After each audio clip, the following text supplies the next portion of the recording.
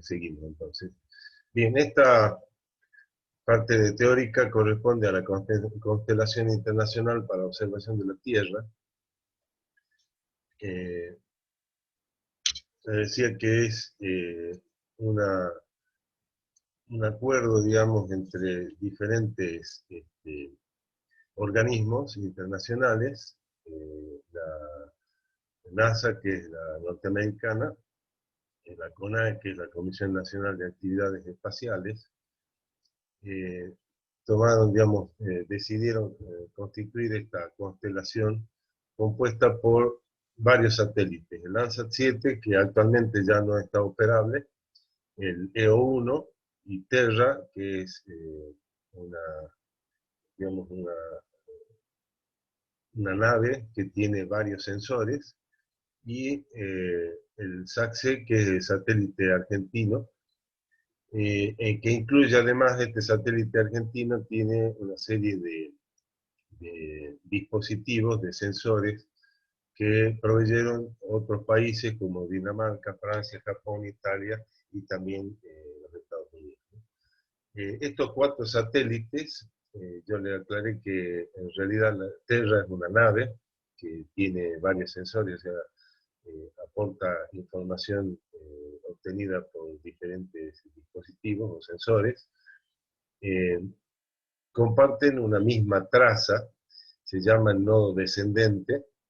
Recuerden que los satélites orbitan en órbitas cuasipolares, circulares, y a una altura de 705 kilómetros, y con una inclinación, ahí pueden ver esto de la órbita cuasipolar, que es de 98,21 grados, y obviamente es heliosincrónica.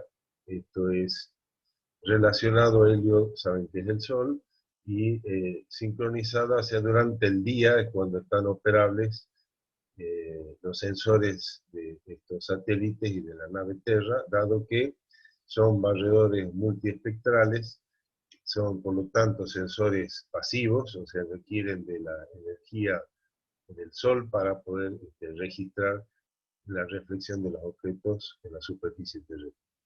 Esos satélites completan una órbita en 98,9 minutos y un periodo de 16 días, o sea que totalizan 233 revoluciones y utilizan la notación esta que se denomina WWRS, que significa Worldwide Reference System, o sea, el acrónimo o sigla en inglés, que vamos a ver ahora a continuación.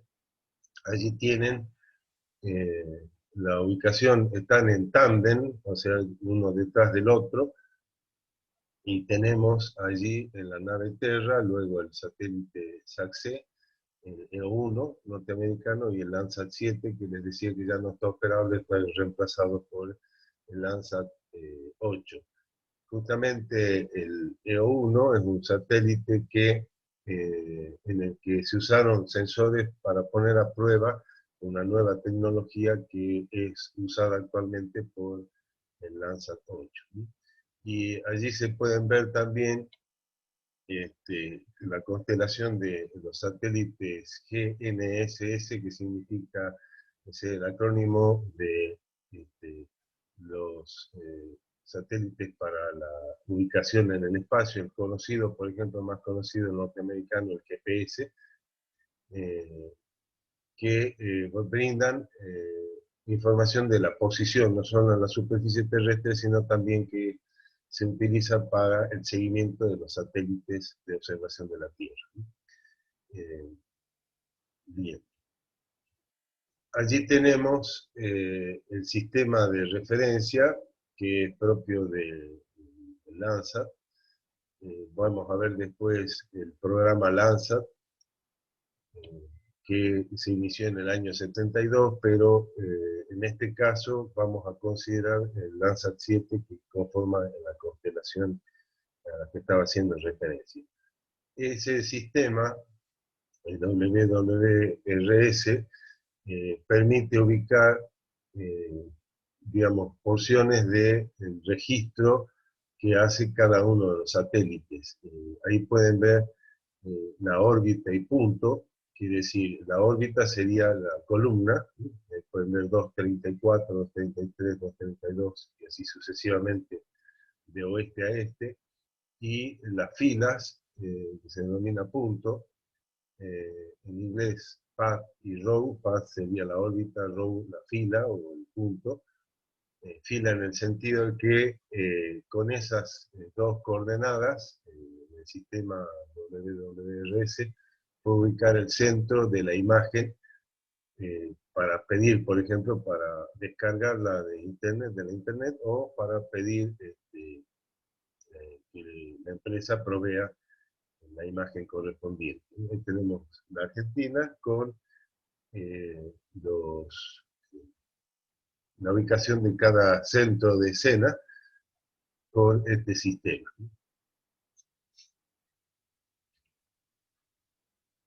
Los satélites de la constelación, perdón. Allí tenemos los 4 satélites, o los 3 satélites y la nave Terra, la fecha en que se puso en órbita cada uno de ellos. Podemos ver el Landsat en el año 1999, el Leo 1 en el 2000, el Terra, la nave Terra en el 99 también, y el SAC-C en el año 2000. El vehículo que figura ahí es el lanzador, o sea, el cohete utilizado, el tipo de cohete utilizado para poner en órbita el satélite que luego despliega todos sus componentes y empieza a operar. Luego tenemos la hora UTC para el Ecuador, UTC es la hora universal coordinada, y el nombre de la constelación de la mañana es justamente derivado de la hora por la que pasan los satélites sobre el Ecuador. Ahí podemos ver el Landsat 7 a las 10 de la mañana, el Leo 1 un minuto después, la nave Terra 15 minutos después, y el SAC-C 30 minutos después. Por eso se llama constelación de la mañana, por la hora en la que atraviesan, digamos, o pasan sobre el Ecuador cada uno de los satélites de la constelación en general entre las 10 y 10 y media de la mañana. Por otra parte tenemos las dimensiones, el tamaño y peso de cada uno de los satélites. El Landsat 2000 kilos, el E1 500, la nave Terra 5000, fíjense que es la más pesada, y el SAC-C 485 kilos. Lo que tenemos además que tener en cuenta, por ejemplo, el ancho de barrido, el típico de Landsat, que son 185 kilómetros. Las imágenes luego son, por decirlo de alguna manera, cortadas por el mismo largo que el ancho, o sea, de 185 por 185 kilómetros. El E1 tiene 3 sensores, el ALI, el AC y el Hyperion. Vamos a ver cada uno de esos sensores. La nave Terra tiene, teníamos el ancho de barrido de 2330 y tiene estos 5 sensores, o en realidad partes de como si fuesen satélites independientes: Aster, el CEDES, MODIS, el NICER y el MOPIT. Vamos a ver cada una de las siglas que significa. Y luego el SAC-C, que tiene la cámara de mediana resolución. El ancho de barrido corresponde a esa cámara de 360 kilómetros de barrido, tiene una menor resolución espacial, vamos a ir viendo cada uno de ellos, y tiene todos estos sensores o instrumentos que, habíamos dicho, son de la Comisión Nacional de Actividades Espaciales, o sea, desarrollados en la Argentina, y otros desarrollados por instituciones de otros países como Italia, Francia, el mismo Estados Unidos. Pero quiero que presten atención a la diferencia de la cantidad de, no solo de sensores, sino de dispositivos o instrumentos que tiene el SAC-C. Bueno, ahí tenemos la relación en el espacio o en la superficie terrestre de la traza de los satélites, ese es el ancho de cobertura. Decíamos de la cámara de mediana resolución del satélite SATSE, el satélite argentino, para observación de la Tierra, que tiene 360 kilómetros. Luego está el Landsat 7 con el instrumento que es el ETM, que es el instrumento en la sigla en inglés de mapeador temático, mapeador, digamos, para cartografía temática, que tiene 185 kilómetros de ancho de barrido. Tengan en cuenta que el barrido es continuo, es algo así como una cámara continua, está registrando permanentemente eh, ese ancho a medida que el satélite se desplaza de manera descendente por la órbita preestablecida. Después tenemos el EO1 con el ALI, el O1 con el Hyperion, que tiene un registro mucho más reducido, pero con una mayor resolución. Eso lo vamos espaciando en la Tierra. Eso lo vamos a ir viendo con, a la medida que avancemos con la presentación. Y luego tenemos el corrector atmosférico del EO1, que justamente es un instrumento para conocer el efecto de los componentes de la atmósfera sobre la radiación, ¿sí? Para poder corregir mejor digamos, la dispersión sufrida por la radiación y ajustar más eh, lo que registra el sensor, cada uno de los sensores, conociendo la condición de la atmósfera en diferentes épocas del año. Bueno, ahí tenemos el significado de cada una de esas siglas que les mencionaba de los sensores o instrumentos a bordo de cada uno de los satélites. Ahí tenemos, por ejemplo, el EPM, que les decía, mapeador temático, que es de la NASA. Dentro del satélite E1 tenemos el ALI, que es un generador avanzado de imágenes. Vamos a ver qué significa en realidad. Después habíamos mencionado ya el corrector atmosférico.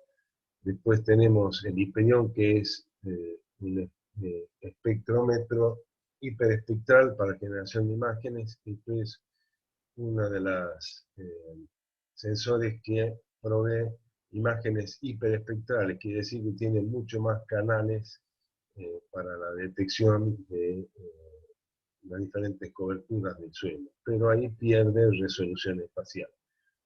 Luego tenemos el Terra, que es, le llaman una plataforma, yo decía una nave para sistema, conocido como sistema de observación de la Tierra, que tiene el radiómetro avanzado para el registro de la emisión termal y de la reflexión. Esto es importante también para ver la dispersión, el efecto de la dispersión de la atmósfera.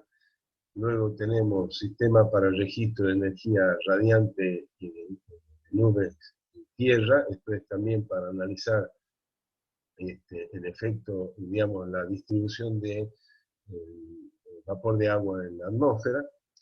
Después tenemos el radiómetro espectral multiángulo. Justamente se usaron diferentes ángulos de registro de la radiación para ver el efecto de particulado que hay en la atmósfera, los coloides y partículas, por ejemplo, humos y demás, en la radiación, ¿sí? Para conocer cuál es el efecto y poder ajustar mejor la radiometría, lo que mide cada uno de los sensores.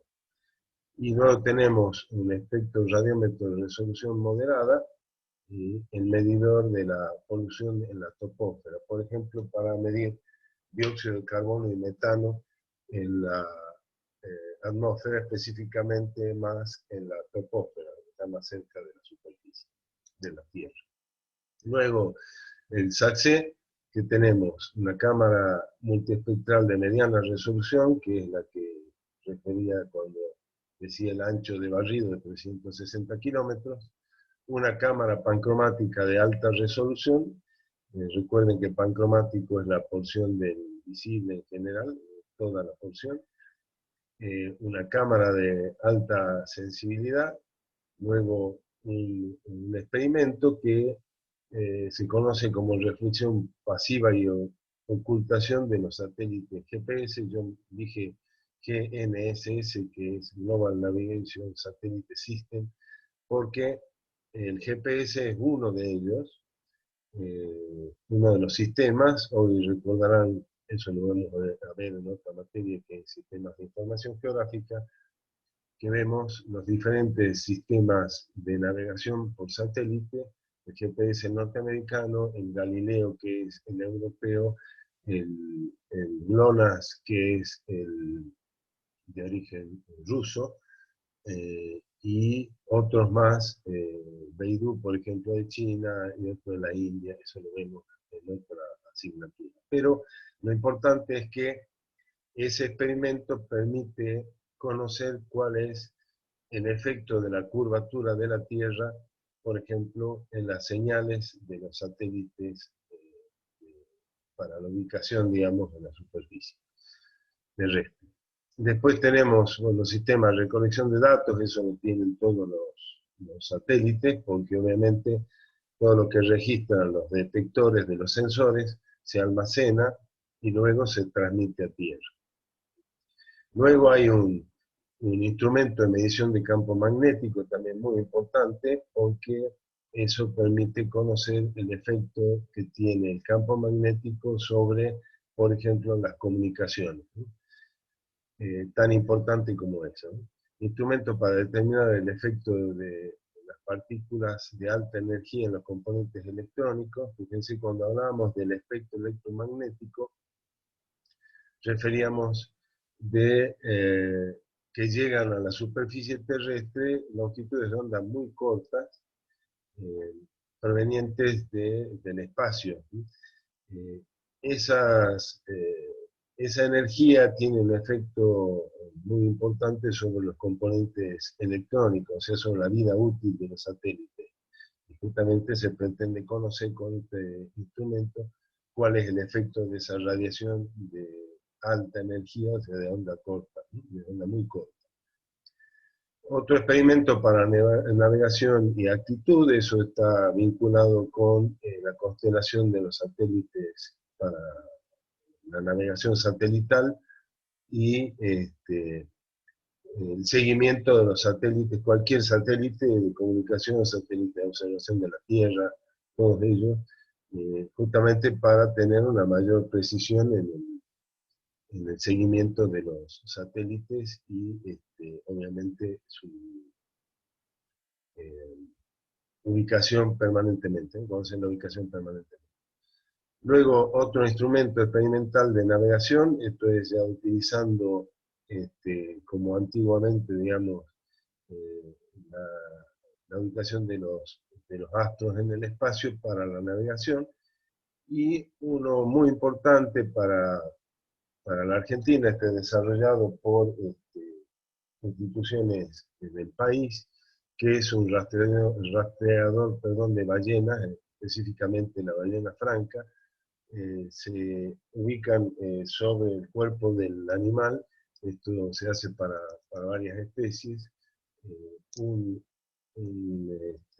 emisor de ondas de radio para el seguimiento, o sea, para saber cuál es el derrotero de la ballena en todos los mares y océanos del mundo, a lo largo, digamos, mientras se alimenta, se reproduce y demás, ¿sí? Esto es muy importante, dado que la ballena franca es una especie, digamos, que está dentro de las que corre riesgo de extinción, y es importante conocer su comportamiento. Bueno, entrando a el satélite Landsat, ahí podemos ver el programa, porque recuerden que cuando hablamos de satélite es conveniente hablar de programas satelitales, ya que no solo digamos, tenemos el componente espacial, o sea, los satélites orbitando a gran altura sobre la superficie terrestre, sino que una serie de componentes, las estaciones terrenas, las estaciones de seguimiento y demás, toda la infraestructura necesaria para no solo el lanzamiento del satélite, sino también el seguimiento eh, del, de, la, digamos, de las órbitas de los satélites y de las actitudes de los satélites. Entonces se habla de programa satelital.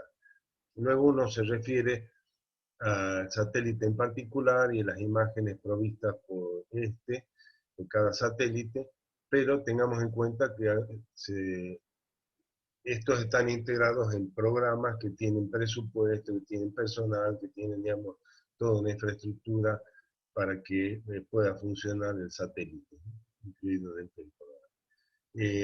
En el caso de satélite Landsat, se conoce como Earth Landsat porque originalmente el programa se llamaba Earth y luego pasó a Landsat, que significa satélite terrestre, pero en principio era satélites para observación de la Tierra, que se lanzó en el año 73, el Earth-1 en ese momento, se figura como Landsat, pero en principio eran 3 satélites denominados Earth-1, 2 y 3.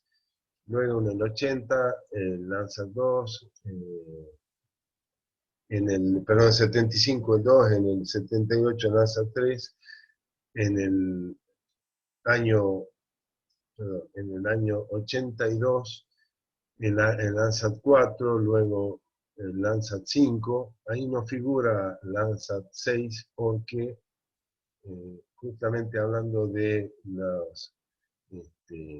la cohetería utilizada para llevarlos al espacio y luego ponerlos en órbita, ese satélite no logró ubicarse en la órbita y luego se desintegró al ingresar a la atmósfera terrestre, o sea que nunca estuvo disponible. Por eso salta del Landsat 5 al Landsat 7. Y ahí figura el Landsat 8 como proyecto, digamos, de lanzamiento, pero hoy ya lo tenemos disponible. Después está previsto el Landsat 9. Este programa lo vamos a ver con mayor detalle, ahora una referencia rápida. Y ahí tenemos el Landsat 7.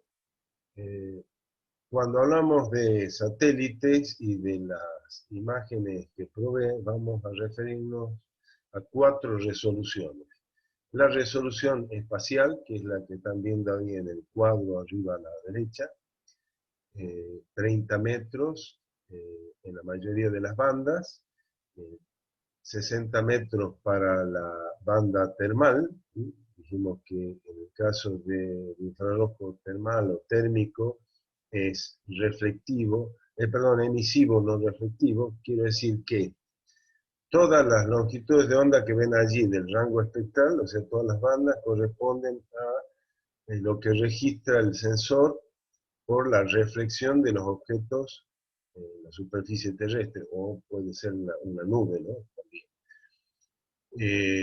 Pero la banda correspondiente al infrarrojo termal se trata de temperatura, o sea, de lo que emite la Tierra o los objetos. Por eso se habla de infrarrojo emisivo. O sea, todas las otras corresponden a la reflexión, mientras que en el caso del infrarrojo termal corresponde a la emisión de calor, en este caso energía, por supuesto. Y luego tenemos una banda pancromática de 15 metros de resolución. Se mejora la resolución, pero el rango que registra incluye, por ejemplo, las 3 bandas primeras, la 1, 2 y 3. Fíjense, la 1 es el azul, el 2 el rojo, el 2 el verde, el 3 el rojo. Luego la banda 4 es infrarrojo cercano, la banda 5 está entre infrarrojo cercano y infrarrojo medio. La banda 6, dijimos, es infrarrojo termal, y la banda 7, infrarrojo medio. Y ustedes dirán, ¿por qué la secuencia viene bien hasta la banda 5, que es infrarrojo medio o cercano medio, salta al infrarrojo termal y luego vuelve al infrarrojo medio. El infrarrojo termal es conocido como infrarrojo lejano también. Fíjense la radiometría o el rango espectral. Vengo de la banda 5 con 1,55 a 1,75 y salto a 10 a 12,5 micrones. Y luego vuelve a 2,09 a 2,35 en el infrarrojo medio, la banda 7. Resulta que originalmente el satélite, el Landsat 5, tenía 6 bandas. Aquí estamos hablando del Landsat 7, pero este hereda, digamos, la configuración del Landsat 5. El Landsat 5 tenía originalmente 6 bandas, se habían configurado 6 bandas, y el Servicio Geológico de Estados Unidos pidió una banda en el infrarrojo medio. Entonces, la adicionaron a la banda, o sea, a los detectores, a la configuración esa del infrarrojo medio, y le pusieron ya número 7. O sea, esa es la razón por la que no hay una coincidencia en el orden, el número asignado y el rango espectral que registra. Bueno, más allá de eso, lo importante es, primero, estaba hablando de 4 resoluciones. Resolución espacial, eh, la que figura en la última columna, que ya mencioné, en metros. La resolución espectral, que corresponde a la cantidad de bandas que registra y al ancho que registra cada banda, o sea, el intervalo que registra en longitud de onda cada banda. En este caso serían 8 bandas, o sea, 7 más la pancromática, y el rango que registra cada banda. Por ejemplo, la banda 1, el 0,45 a 0,51 micrones, y así sucesivamente. Después tenemos la resolución radiométrica, que es la cantidad de bits con que registra el sensor. Por ejemplo, cantidad de bytes por bit, perdón, de 8 bits, perdón, de cantidad de bytes por bit, 8 bits sería, por ejemplo, 2 a la 8 son 256 niveles digitales. Eso creo que lo vimos ya en cámara digital. Entonces, importante la cantidad de tonalidades de gris, podríamos decir, entre comillas, que corresponden a los números digitales o niveles digitales.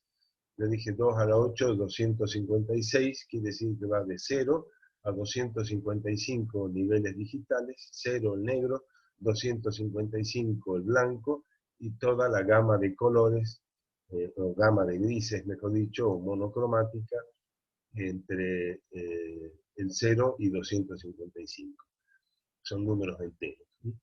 Ahora, eso es resolución radiométrica, y la resolución temporal, que es cada cuánto, ahí pueden ver, dice objetivos principales, dar continuidad a los datos de los satélites anteriores de la serie, ofrecer un cubrimiento repetitivo a la Tierra cada 16 días. O sea, esa es la resolución temporal, quiere decir cada cuánto el satélite vuelve a pasar por la misma posición en la superficie terrestre. Esto es importante porque para el seguimiento, por ejemplo, de fenómenos o de algunos desastres naturales o, digamos, que inducidos por el hombre, ¿no? Por ejemplo, un incendio, una inundación o cualquier otro fenómeno que ocurra. Importante considerar la resolución temporal, o sea, para que ver si es posible el seguimiento del fenómeno. Bueno, esas son las 4 resoluciones, y ahí tenemos la configuración del satélite. En general podemos ver cada uno de los componentes, donde está el mapeador temático, los paneles solares, los sistemas de comunicación en diferentes bandas de microondas, para, digamos, no solo que lo puedan controlar desde tierra al satélite, sino para recibir desde tierra los datos del registro de estos, del sensor, en este caso, el mapeador temático. Y luego vemos ahí al centro, a la derecha, un problema que tuvo el satélite Landsat 7 en el espejo barredor, que produjo un bandeado, lo pueden notar claramente en la imagen. El centro de la imagen en general no tiene problema, pero hacia los lados hay un bandeado, o sea, pérdida de información en banda, producido por el sistema que mueve el espejo barredor. ¿Qué quiero decir con espejo barredor? En realidad, la óptica envía, digamos, la energía, la luz hacia los detectores, pero eso pasa antes por un sistema que hace el barrido de los 185 kilómetros de ancho, digamos que es un barrido lateral, o sea que el espejo va oscilando y registrando lateralmente, obviamente pasando por el centro de la órbita de la trayectoria, va registrando la imagen, ¿sí?, a medida que el satélite se mueve sobre la órbita. Bueno, el sistema, digamos, que movía el espejo tuvo una serie de inconvenientes y producía imágenes con ese defecto. Por eso es que ahí en la nota dice que en mayo de 2003 el espejo barredor presentó un inconveniente, por lo tanto las imágenes adquiridas desde el 14 de junio de 2003 al presente, dice, en ese momento obviamente tenía un bandeado irrecuperable, o sea, no hay forma de cubrir esa falla. Y también las imágenes registradas de mayo de 2003 a julio de 2003 y desde septiembre a 2003 al 17 de septiembre también no están disponibles. Dice, hace 5 años el Landsat 5 sigue registrando imágenes en cuenta del Landsat 7. O sea que en realidad Landsat 5 y Landsat 7 continuaron operando conjuntamente. O sea, el Landsat 5, el viejito, seguía funcionando y sin problemas, mientras que el Landsat 7 presentó este inconveniente con el espejo. Continuando entonces con la observación, la constelación internacional para observación de la Tierra. Recuerden que también recibió el nombre de constelación de la mañana, constelación matutina, dado que los satélites, estos en tándem, pasaban aproximadamente a las 10:30 horas, hora internacional, sobre el Ecuador. De allí entonces su nombre de constelación internacional o constelación matutina. Ya vimos Landsat 7, pasamos a ver el otro satélite estadounidense EO1, que significa Air Observer, que es, sigla en inglés obviamente, de observación de la Tierra.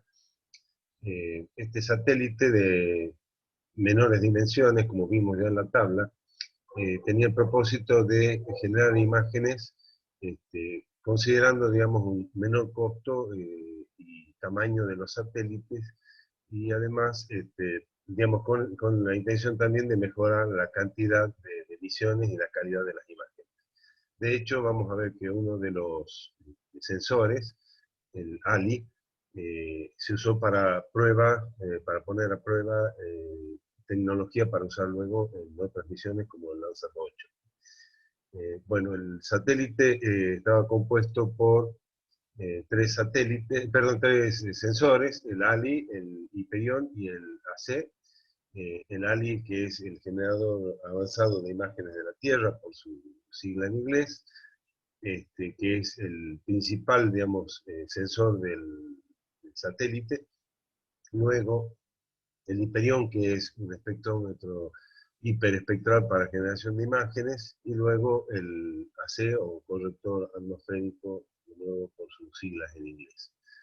Allí podemos ver en la tabla, bueno, tengo, digamos, el satélite fue programado para que durase un año, pero en realidad duró 17 años, desde el año 2000 que se lanzó hasta el 2017, o sea que superó más que ampliamente la vida útil esperada. De todos modos, luego vamos a ver, como les decía, el Landsat 8, que reemplazó a los predecesores, al Landsat 7 y toda la serie Landsat. Eh, Bien, les decía entonces, ahí tenemos en la tabla los parámetros: rango espectral, resolución espacial, ancho de barrido, resolución espectral, cobertura espectral, resolución pancromática y la cantidad de bandas. Importante en este momento, probablemente ya lo haya mencionado, pero cuando hablamos de los sensores satelitales, tenemos que hacer mención que se habla de 4 resoluciones básicamente: la resolución espacial, la resolución espectral, la resolución radiométrica y la resolución temporal. Vamos a ir viendo cada una de ellas a medida que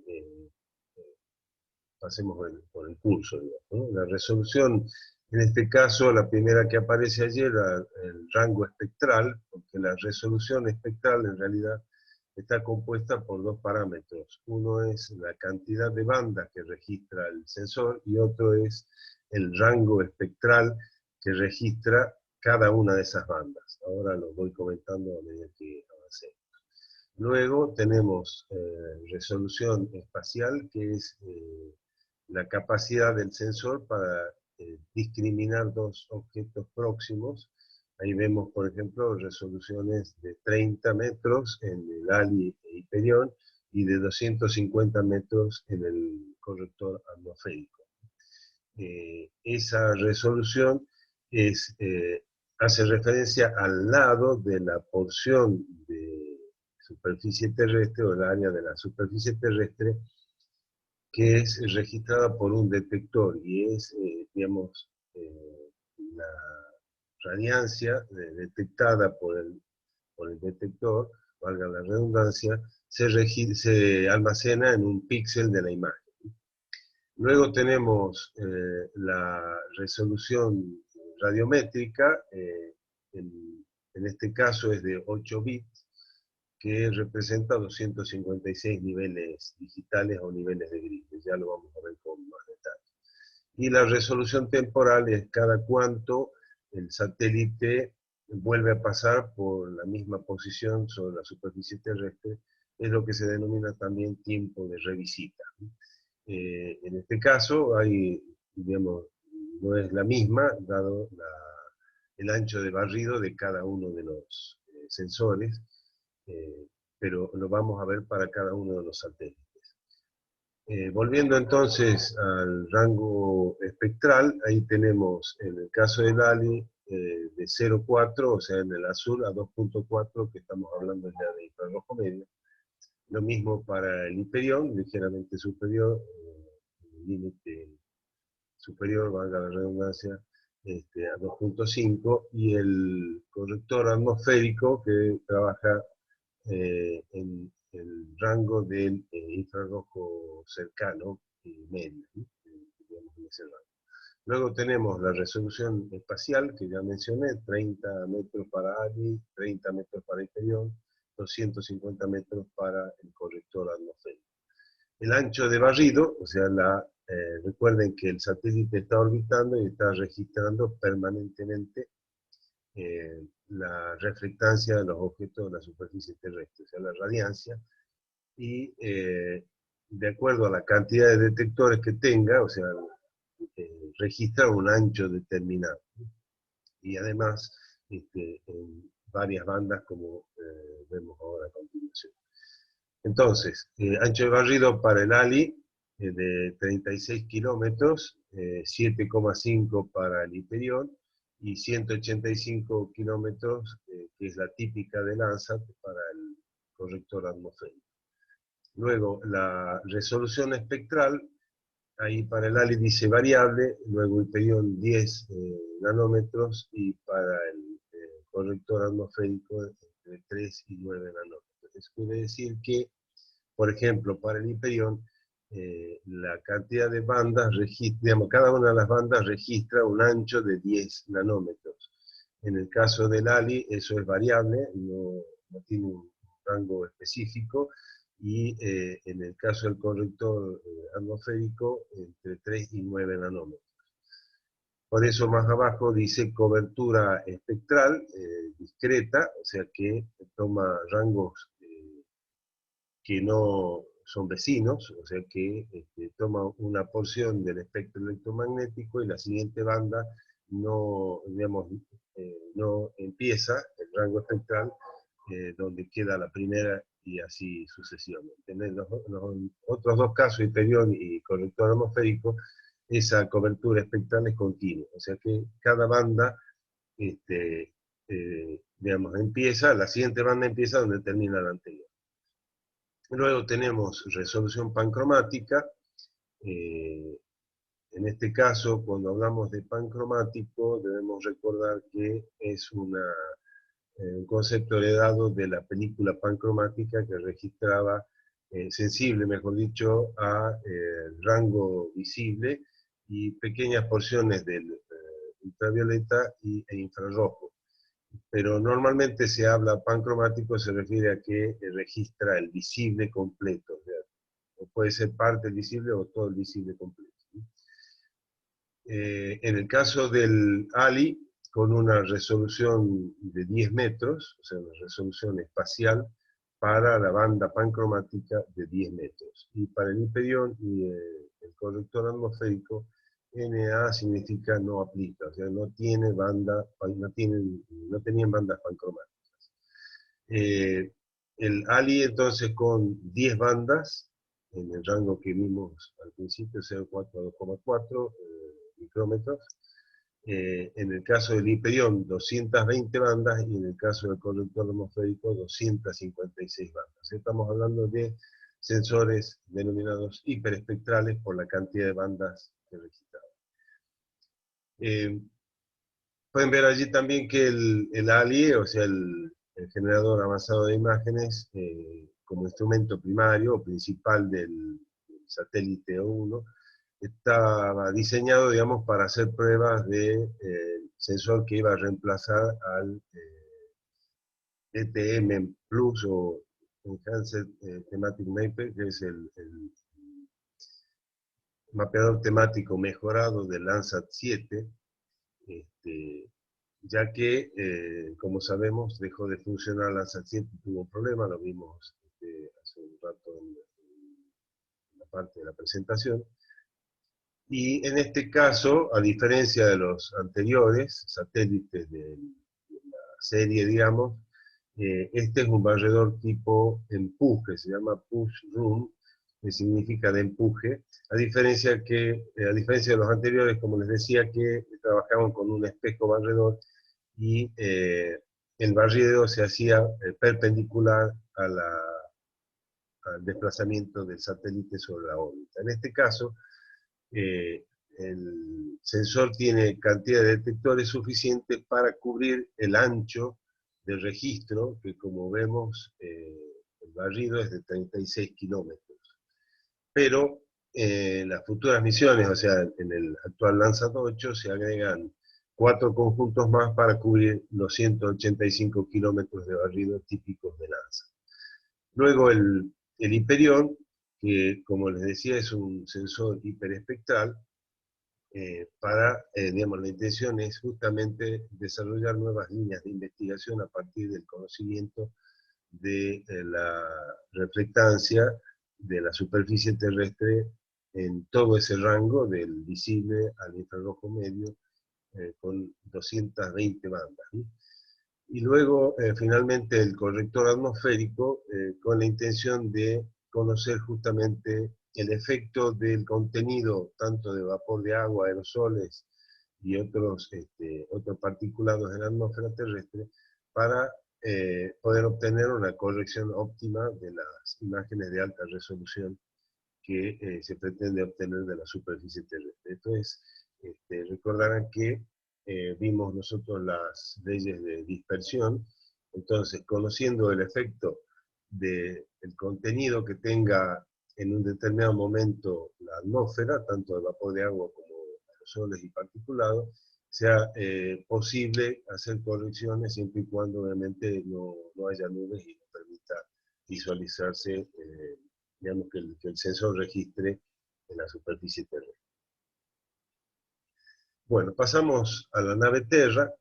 Yo siempre hacía la aclaración, decía 3 satélites de la constelación más una nave. Esto es considerado una nave porque tiene varios sensores que podrían estar montados en satélites individuales, pero están en esta estructura de mayor dimensión. Ahí tenemos el Aster, el Ceres, el NICER, el MODIS y el MOPIT. Vamos a ir viendo cada uno de ellos a continuación.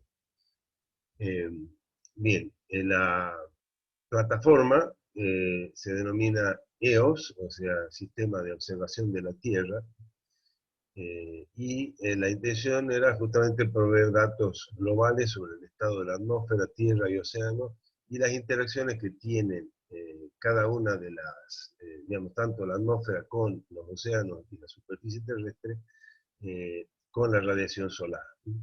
El Aster es el primer sensor, significa radiómetro avanzado de registro de la emisión termal y reflexión, obviamente por la sigla en inglés. Y tenemos una configuración, como podemos ver allí, un ancho de barrido de 60 kilómetros, con 14 bandas, con, podemos ver diferencias en obviamente en, digamos, porciones de registro del espectro electromagnético y con diferentes resoluciones.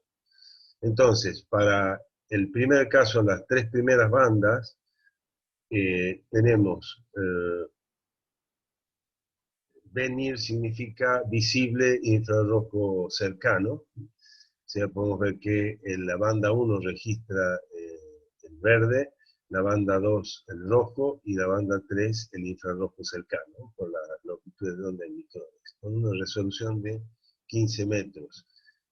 Pero además con una particularidad en cada uno de los componentes del sensor, que es la posibilidad de obtener imágenes con una mira lateral.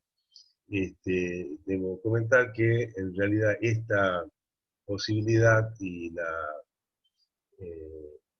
el uso de la tecnología de registro por empuje que vimos en el sensor anterior, en el EO1, son, digamos, tecnologías que ya utiliza el satélite francés, utilizaba el satélite francés Spot. Bien, pasamos a la siguiente porción de registro, que figura ahí como SWIR, que sería el infrarrojo medio. Entonces tenemos banda 4, 5, 6, 7, 8 y 9, con resoluciones de 30 metros. Ahí podemos ver la longitud de onda en microondas. Y luego el TIR, que es el infrarrojo termal. Recordarán que el infrarrojo termal es emisivo, no reflectivo, y con, digamos, las bandas 10, 11, 12, 13 y 14, y las longitudes de onda que van de 8, 8.125 a 11.6, 11.65 en longitud de onda. Recuerden que eso es infrarrojo lejano o termal. También podemos ver en cada una de las porciones de registro, como les decía, en el infrarrojo, en el visible infrarrojo cercano, el infrarrojo medio y el termal, la, digamos, desviación posible con la mira lateral, ya que como lo indica en la parte derecha, el texto de la parte derecha del cuadro, dice que el sensor está compuesto por 3 telescopios, estos construidos en Japón, y los mismos pueden apuntar al nadir o con una serie de desviaciones, esto es, con un ángulo de inclinación, por ejemplo, para el caso del visible infrarrojo cercano, es de más o menos 24 grados, esto representa más o menos 318 kilómetros respecto al nadir. Para el caso del infrarrojo medio, el ángulo es de más o menos 8,55, eso es 116 kilómetros, hacia un lado y otro, del nadir, y lo mismo para el infrarrojo termal, o sea, 116 kilómetros u 8,55 grados de inclinación, ¿no? Eso permite la obtención de imágenes en 3 dimensiones, o sea, la famosa estereoscopía, para la generación de los modelos digitales de elevaciones. Allí dice modelos digitales de terreno. Estrictamente deberíamos decir modelos digitales de elevaciones, porque hay otros modelos digitales de terreno. Específicamente es modelo digital de elevaciones. De hecho, uno puede descargar de la página del Servicio Geológico de Estados Unidos las imágenes Aster, que, digamos, en realidad ya el producto de lo que registraron las imágenes Aster, que son los modelos digitales de elevación con 30 metros de resolución espacial. Allí podemos ver un ejemplo. Esto es el Valle del Lerma, conocido por todos, ¿sí? El modelo digital de elevaciones del Aster. Sí, tenemos la posibilidad de conocer el relieve a partir de la información, o de los datos, mejor dicho, provistos por el sensor Aster. También como parte del satélite Terra, tenemos el siguiente sensor, que es el MISIL, que es el radiómetro espectral multiángulo. Vamos a ver para qué sirve. Y emplea 9 cámaras, digamos, o radiómetros, discretas, que van a señalar en ángulos fijos. En el caso anterior, decíamos que el ángulo de la mira se podía variar. En este caso, los ángulos son perfectamente fijos. Y hay uno al nadir y otros 4 que miran hacia adelante y otros hacia atrás, ¿no? Siempre sobre la misma órbita del satélite. Ahí tenemos en el cuadro el ancho de barrido de 360 kilómetros, la resolución espacial, y tenemos 4 bandas, 1, 2, 3 y 4, y las longitudes de onda correspondientes al centro de la banda. Verde para la banda, azul para la banda 1, verde para la banda 2, rojo para la banda 3, y verde, azul verdoso en la banda 2, perdón, un verde en la banda 3 y el rojo en la banda 4. Y las resoluciones sobre el nadir son todas de 250 metros, y fuera del nadir de 275, eso por la perspectiva, obviamente. Y la velocidad de transmisión de datos, bueno, son 3.3 megabytes por segundo. Entonces, ese sensor obtiene imágenes a partir del registro simultáneo en 9 direcciones. Dijimos 1 al nadir y 4 hacia adelante y 4 hacia atrás. Los ángulos de inclinación hacia adelante y atrás son respectivamente 26,1, 45,6, 60,60 y 70,5. Esa posibilidad, digamos, de registrar permite entender mejor cómo es el clima en la Tierra, ¿no? O sea, cómo está variando, dado que se pueden obtener los valores de la luz solar dispersada, recuerdo de nuevo las leyes de dispersión, en diferentes condiciones naturales, o sea, el contenido dijimos, vapor de agua y de los aerosoles y particulados en la atmósfera terrestre. Por eso dice que permitiera monitorear la cantidad y tipo de aerosoles atmosféricos, incluyendo los naturales y los producidos por el hombre, y el tipo y altura de las nubes. O sea, se puede medir la densidad, digamos, podemos decir, del vapor de agua, y además conocer la distribución de la cobertura vegetal terrestre, incluyendo el follaje, ¿no? Esto es una ventaja, digamos, a pesar de tener una resolución espacial reducida, los 250 metros sobre el nadir, pero la ventaja es que esa resolución permite cubrir la superficie terrestre en un periodo de solo 9 días. Allí podemos ver la parte superior cómo es el registro y además el flujo de, digamos, de energía en longitud de onda larga que tenemos a la derecha y la, digamos, posición de las nubes en el globo terráqueo. El cinturón del Ecuador se puede ver que está más cubierto por la nubosidad. Luego, seguimos con el MODIS, otro de los sensores de la nave Terra, que es un espectroradiómetro de resolución moderada, y allí podemos ver que en el cuadro, que tiene un ancho de registro de 2.330 kilómetros, con resoluciones espaciales variables, de acuerdo a la banda, desde 250 metros a 1000 metros, y las longitudes de onda de la banda 1 hasta la banda 36, o sea, cubriendo desde el parte del visible hasta el infrarrojo termal. Los 1000 metros de resolución son digamos, una capacidad reducida, pero con otras ventajas, ¿sí?, relativas, que es la cantidad de bandas y el registro, digamos que hace que sea uno de los instrumentos más importantes, ya que hace observación de la Tierra cada 1 o 2 días en 36 bandas espectrales, como podemos ver en la tabla. Eso permite la medición, por ejemplo, de la temperatura superficial, tanto de la emergida como de los mares y océanos, y también es utilizada para la detección de incendios. Esto es, hay productos que ya, digamos, que uno puede descargar que nos dan un indicio de la probabilidad de que ocurra un incendio por la temperatura que tiene la superficie terrestre hacia el continente, parte del continente.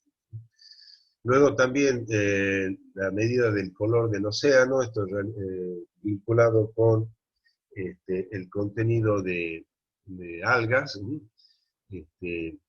de clorofila A, también mapas de vegetación global y la detección de cambios, por ejemplo, grandes desmontes, y decíamos también, obviamente, la ocurrencia de incendios. Una vez ocurrido el incendio, y digamos, primero tener una idea de la posibilidad de ocurrencia de incendio y luego el seguimiento de una vez que ocurre, ¿no?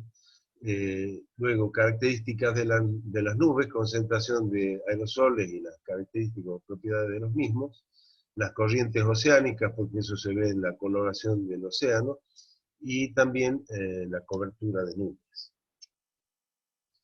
Luego tenemos el MOPIT, que es el medidor de la polución en la troposfera, y ese sensor es un radiómetro diseñado justamente para mejorar el conocimiento respecto de la atmósfera baja, en particular, digamos, la que tiene interacción con la biosfera terrestre y oceánica. O sea, está destinado al estudio de la distribución, transporte y fuentes y sumideros de monóxido de carbono y metano en la troposfera. Por eso es la zona baja de la atmósfera, ¿no?, utilizando la correlación de espectroscopía gaseosa para medir justamente la radiación infrarroja ascendente y la reflejada. Esto es la que emite la superficie terrestre y la poca que es reflejada por los objetos, ¿sí? También hay una porción, digamos, que de infrarrojo termal que es reflectiva.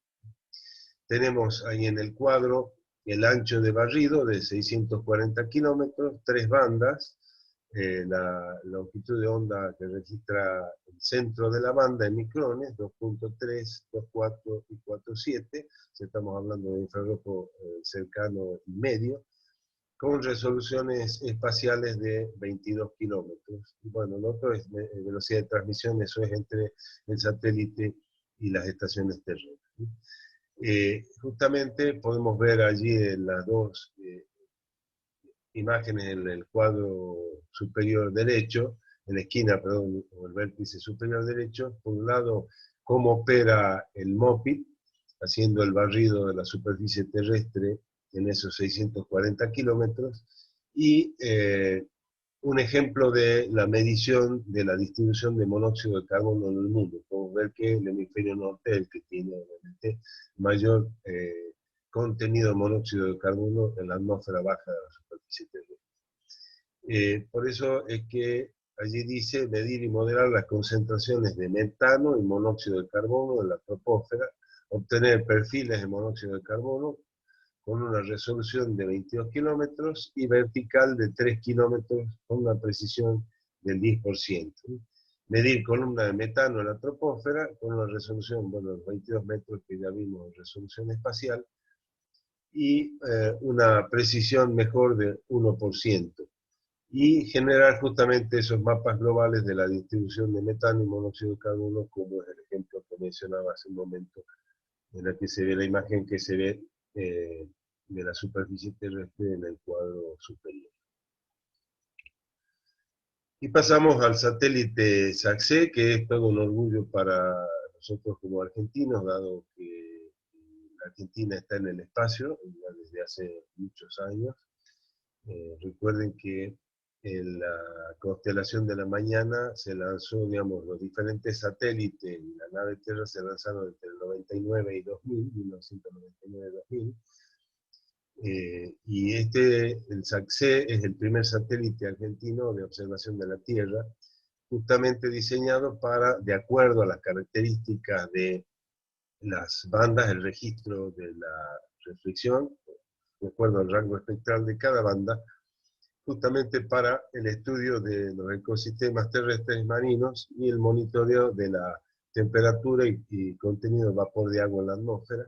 Y también, por otra parte, vamos a ver que tiene un instrumento para la medición del campo magnético terrestre, el estudio de la estructura y dinámica de la atmósfera, ya estamos hablando de atmósfera, las partes superiores de la atmósfera terrestre, y determinar, digamos, los componentes de onda larga del campo gravitatorio terrestre. Esto es el efecto que tiene, hay un dispositivo que se llama golpe para medir justamente el efecto de estas ondas del campo magnético y gravitatorio terrestre sobre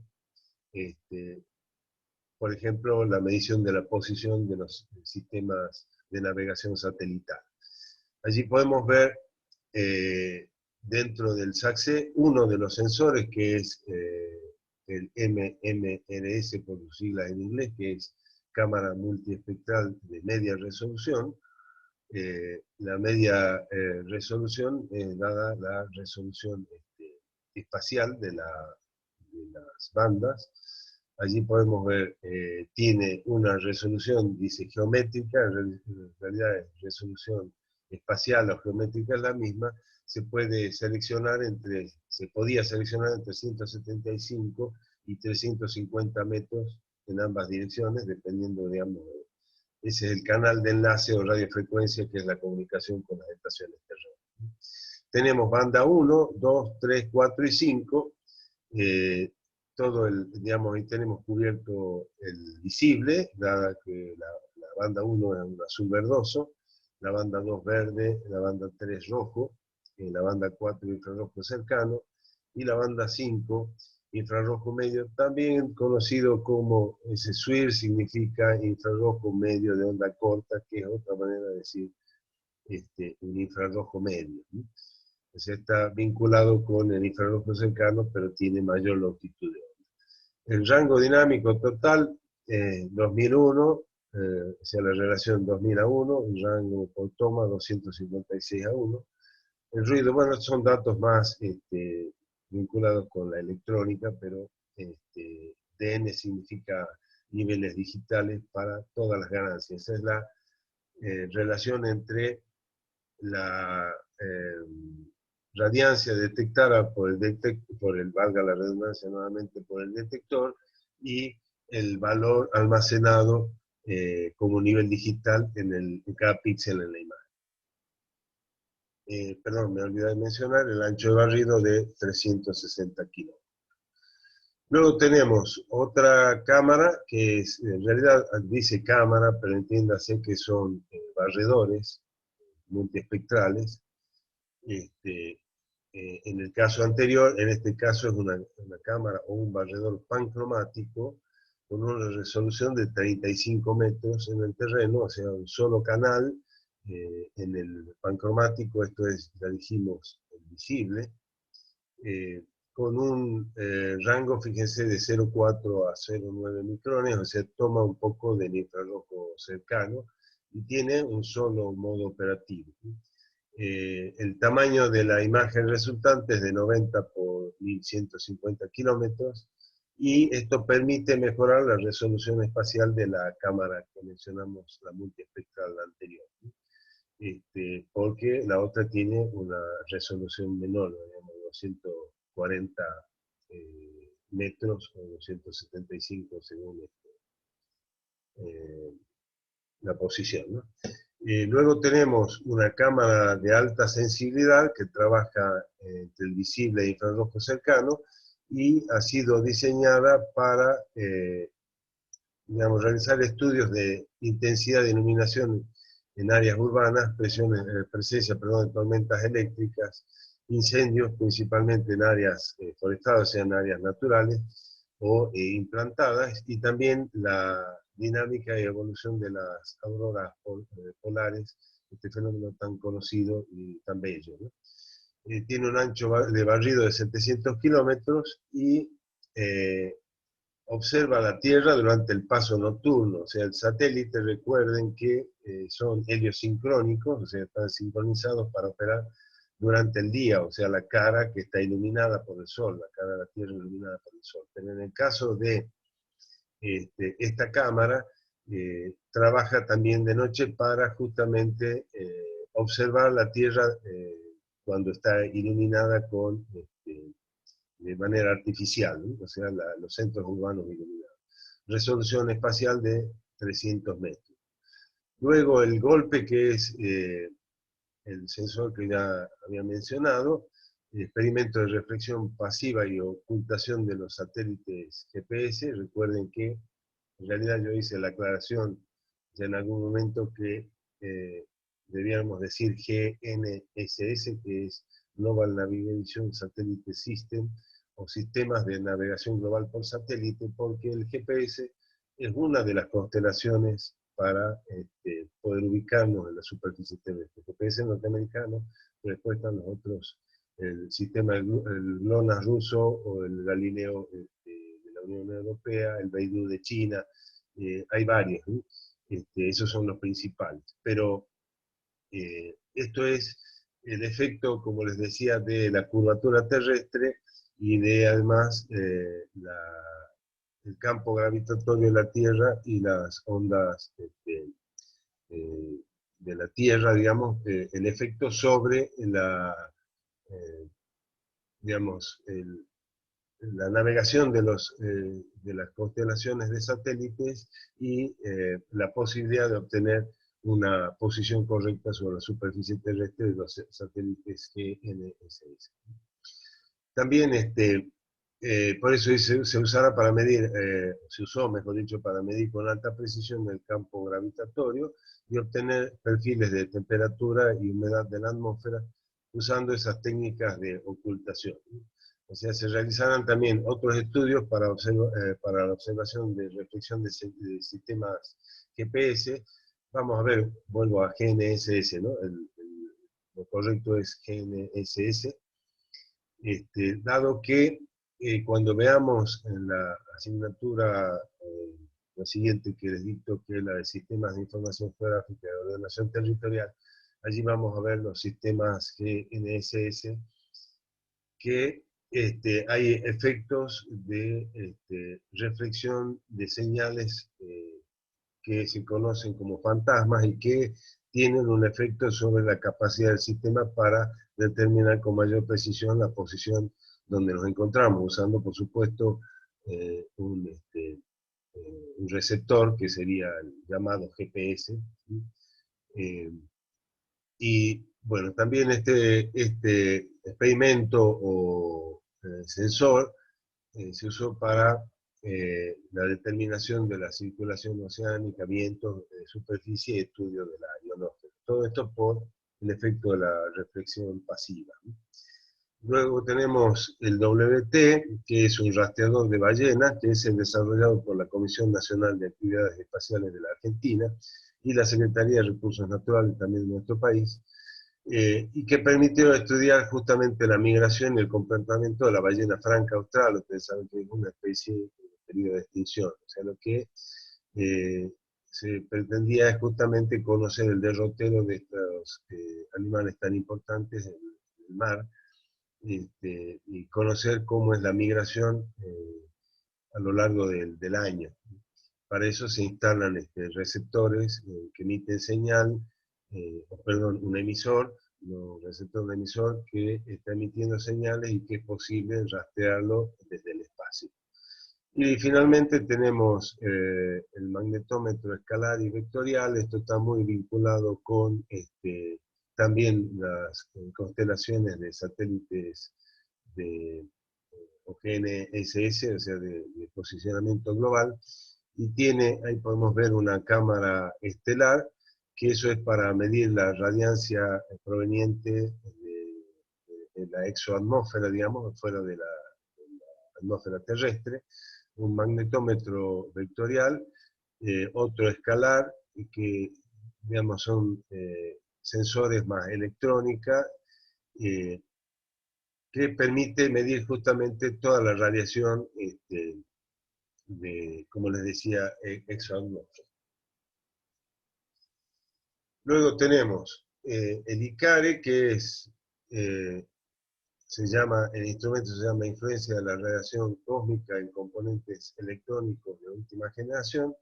Recién en el sensor anterior hablábamos de la medición de toda la radiación externa a la atmósfera, y justamente lo que se pretende con este módulo, el ICARE, es ensayar el efecto que tiene la radiación de onda muy corta sobre los instrumentales, o sea, sobre el instrumento, todos los componentes electrónicos que tienen los satélites, tanto para el registro de la radiancia de la superficie terrestre, como de comunicación y otros instrumentos.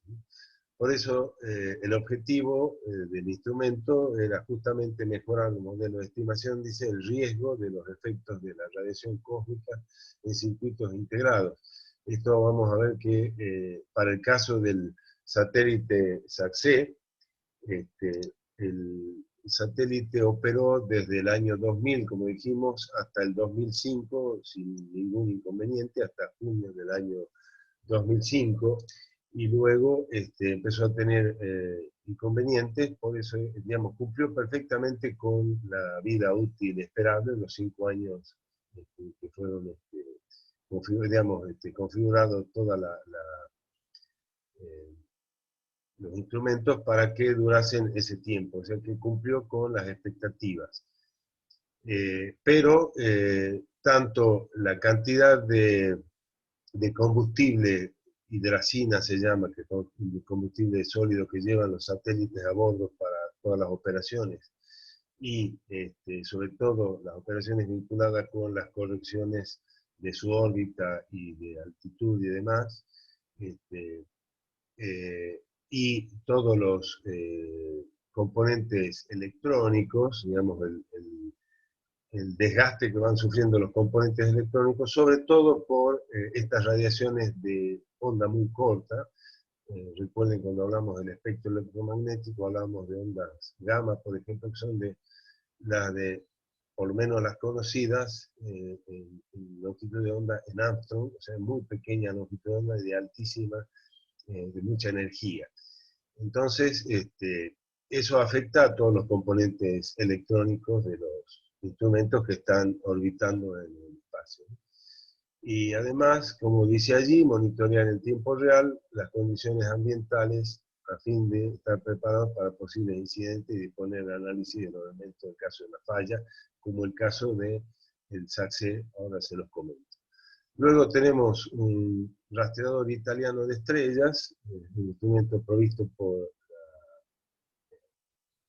digamos, por Italia, obviamente lo dice el nombre, pero es una carga tecnológica que permite probar el sistema completamente autónomo de la determinación de altitud de órbita de la aeronave, en este caso el satélite, usando un sensor de estrella. Esto es la forma en que antiguamente los navegantes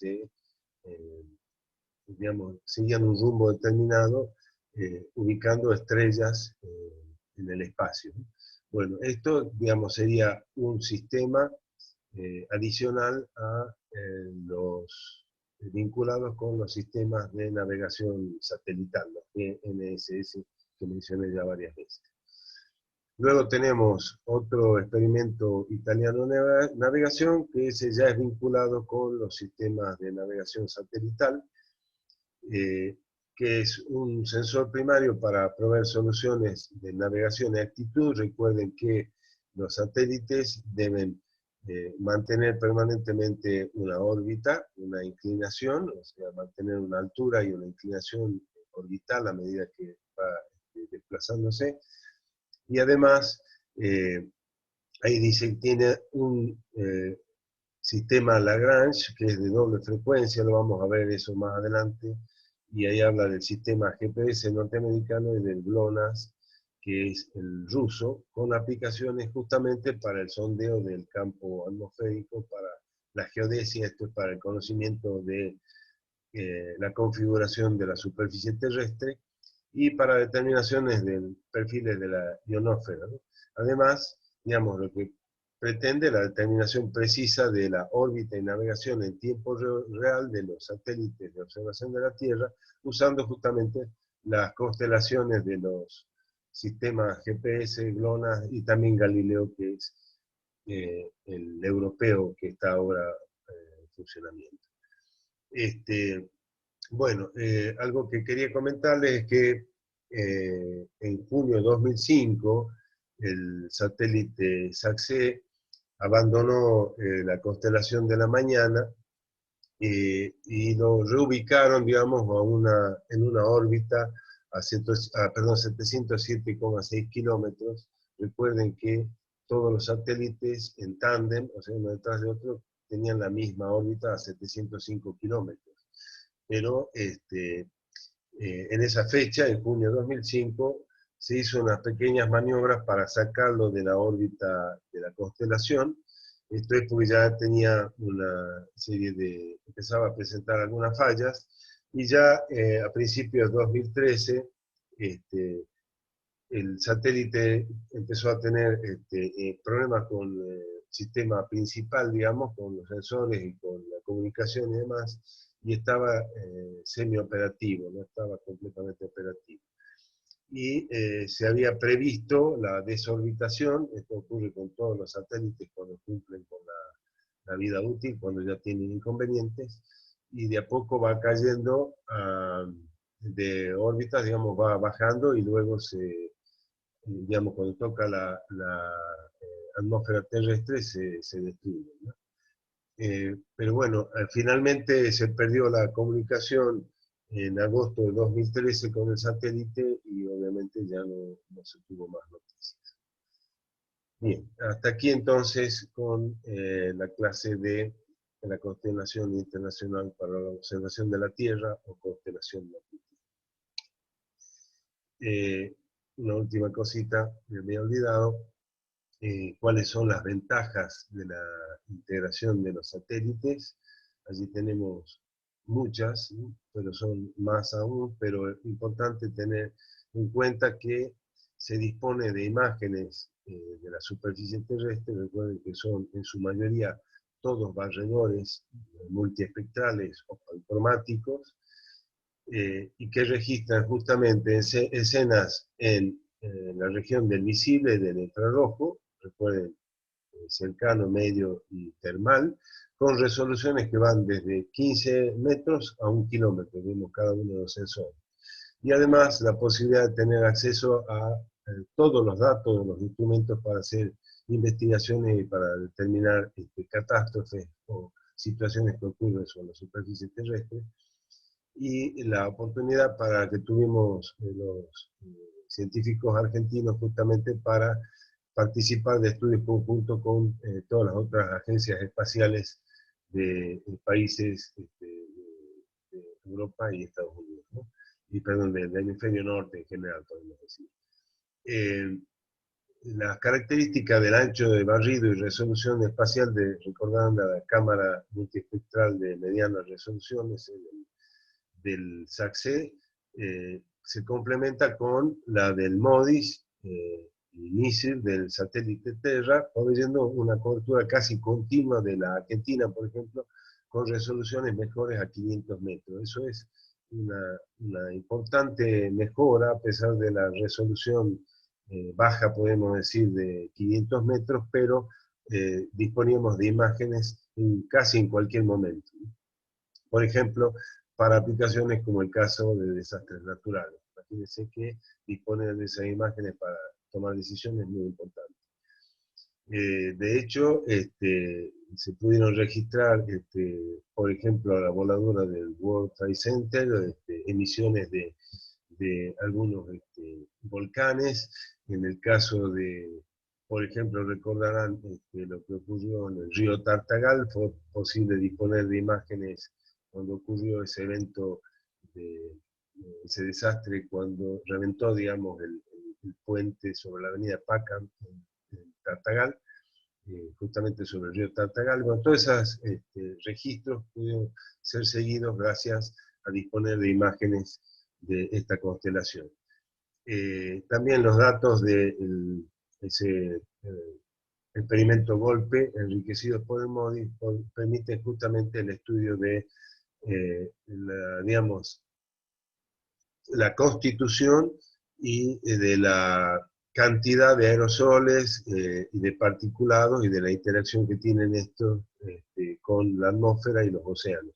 Tengan en cuenta, por ejemplo, que en la costa ocurre lo que se conoce como spray marino, el viento atrae las sales de los océanos y mares hacia el continente, y el conocimiento de ese efecto es muy importante para la vida del hombre en el planeta Tierra. También, bueno, la combinación de todas las imágenes,